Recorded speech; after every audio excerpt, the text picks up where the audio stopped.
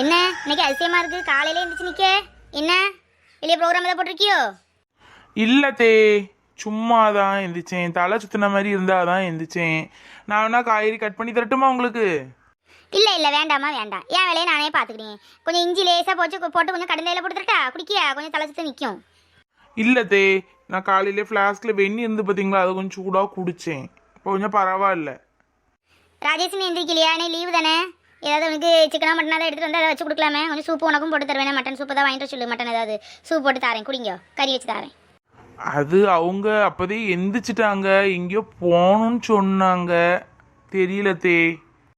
ஆமாம், நீ இன்னும் கிளம்பலையா? உனக்கு காலையில் கிளம்பி இருக்க சொன்னேன்ல. கிளம்பணுங்க, ஒரு மாதிரி இருக்கு. எங்களை கிளம்ப சொல்லி அவளே உடம்பு முடியாம இருக்கா.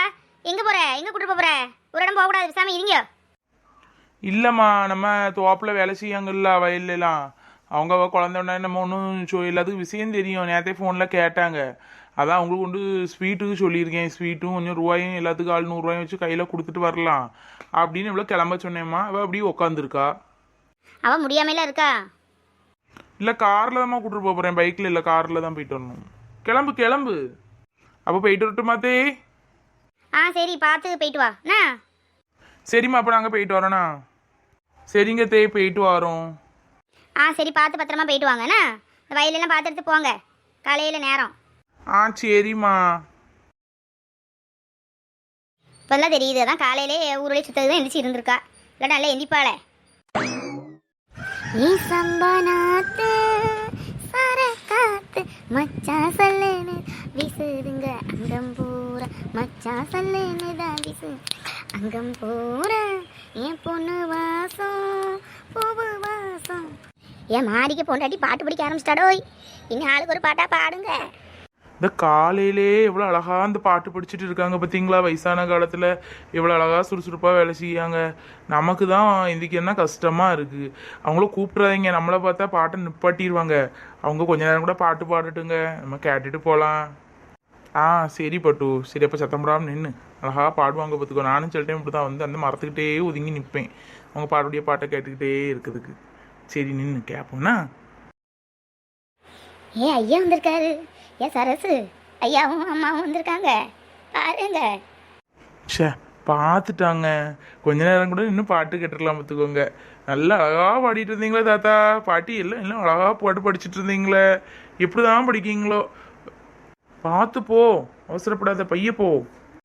சரிங்க, பார்த்தாங்க போறேன். பாட்டி தாத்தா எல்லாரும் எவ்வளோ அழகா பாட்டு படிச்சுட்டு இருக்கீங்க. இந்த இயற்கையாட்டு இருந்து இயற்கையாக பாட்டு படிச்சுக்கிட்டு அழகா இருக்கு. நீங்கள்லாம் இங்கே இருக்க வேண்டிய ஆளே இல்லை. இந்த ஏஆர் ரகுமான் அவங்கள மாதிரி மியூசிக் டைரக்டராக பெரிய சிங்கராக வரக்கூடியவங்க இந்த வயசான காலத்தில் இங்கேருந்து அழகாக பாட்டு படிச்சுட்டு இருக்கீங்களே, சூப்பராக இருந்து. எனக்காண்டி கூட இருக்க பாட்டு படிங்க பாட்டி தாத்தா ப்ளீஸ். நாங்க தம்பி ஏதாவது உளறிட்டு இருப்போம், வாயில வந்ததை பாடுவோம். இதா பாட்டு.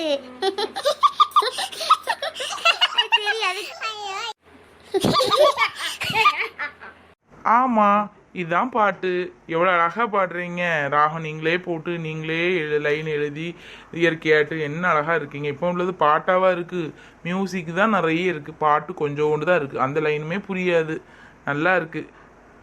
அதுக்கு என்ன தாயி, சீமந்தத்துக்கு வந்து நாங்கள் நல்லா கும்மி பாட்டு படிச்சிருக்கோம். என்ன ராசக்கா? ஆமாம், உன் சீமந்தத்துக்கு ஒரு 5-6 பாட்டி மாதிரி வந்து நல்லா கும்மி பாட்டாக படிக்கும். எங்களால் அதுதான் முடியும்.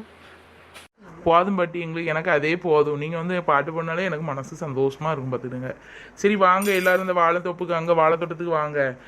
உங்களுக்குலாம் ஸ்வீட்லாம் கொண்டு வந்திருக்கோம். என்ன சீட்டுமா?